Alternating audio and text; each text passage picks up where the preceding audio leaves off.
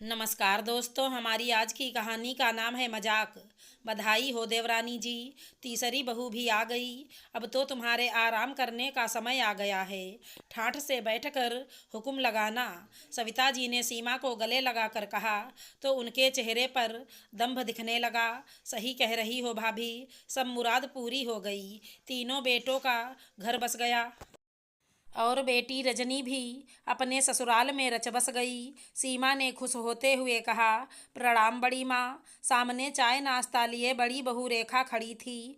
Tray रखकर सविता जी को नाश्ता देकर पैर छूने लगी तो उन्होंने भी खुश होकर सौभाग्यवती रहो का आशीर्वाद दिया। रेखा सविता जी का हाल चाल पूछने लगी। भैया भाभी आपके साथ नहीं आए बड़ी मम्मी? अरे तेरे जेठ को ऑफिस से आने में समय था और बच्चे भी स्कूल से नहीं आए थे। वो लोग सीधे वहीं रिसेप्शन पर पहुँचेंगे। मैंने सोचा यहाँ कुछ काम होगा, इसलिए पहले आ गई। रेखा बहू, तुम्हारी देवरानी नैना कहाँ है? दिख नहीं रही। सविता जी चाय पीते हुए बोली।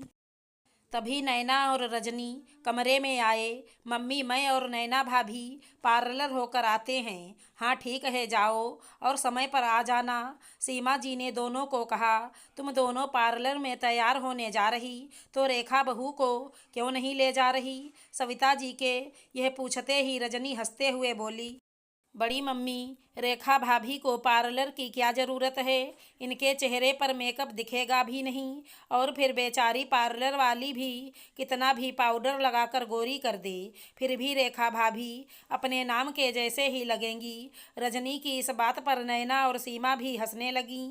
यह सुनकर सविता को बहुत बुरा लगा। उसने देखा कि रजनी की बात पर रेखा सामने तो हंस दी, लेकिन उसकी आंखें भीग गईं। सही कहा बिटिया कि रेखा को मेकअप की क्या ज़रूरत? अरे मेकअप तो वो करते हैं जिनके मन में दाग होता है। उन दाग को दुनिया से ज़्यादा खुद से छिपाने के लिए पाउडर की परत लगानी पड़ती है।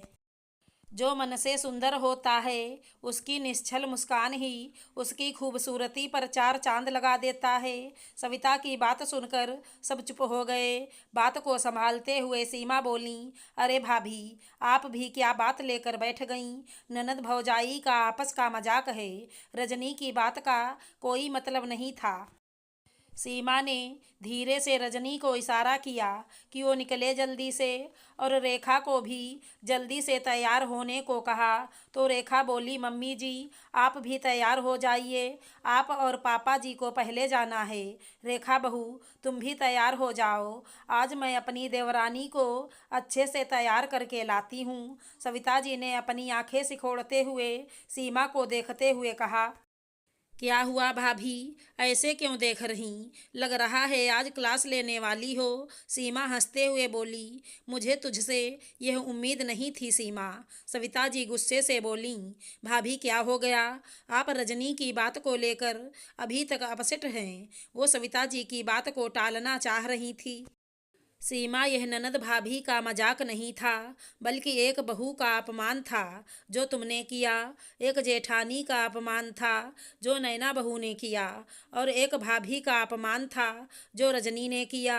तुम लोगों को रेखा बहू का सांवला रंग दिखता है, लेकिन उसका उजला मन नहीं दिखता।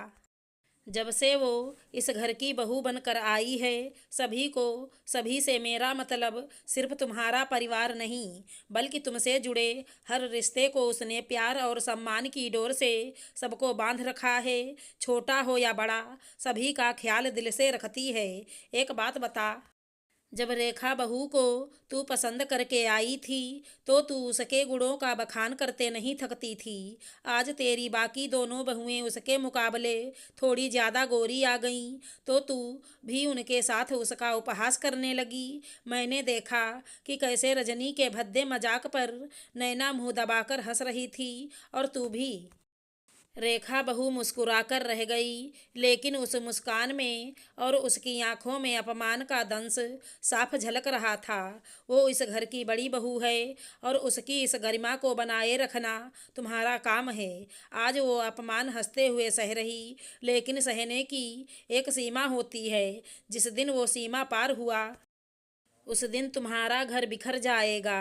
वो दिन आने से पहले तू सचेत हो जा और अपनी इस बड़बोली बेटी और चापलूस बहू की लगाम सीधी कर। सविता जी की बात सुनकर सीमा जी को एहसास हुआ कि अनजाने में वो अपने घर में ज्वालामुखी धधका रही हैं। लावा फटने से पहले उसे अपनी प्यार की ठंडी बारिश की फुहार करनी होगी। सभी रिसेप्शन पर पहुंच गए।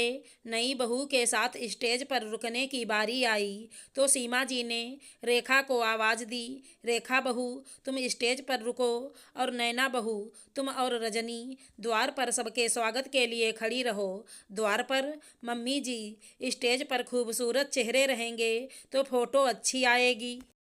रेखा भाभी अगर वहाँ रहीं तो लोग यहीं कहेंगे, रजनी चिढ़कर बोली। लेकिन सीमा ने आज उसे बीच में ही रोक दिया।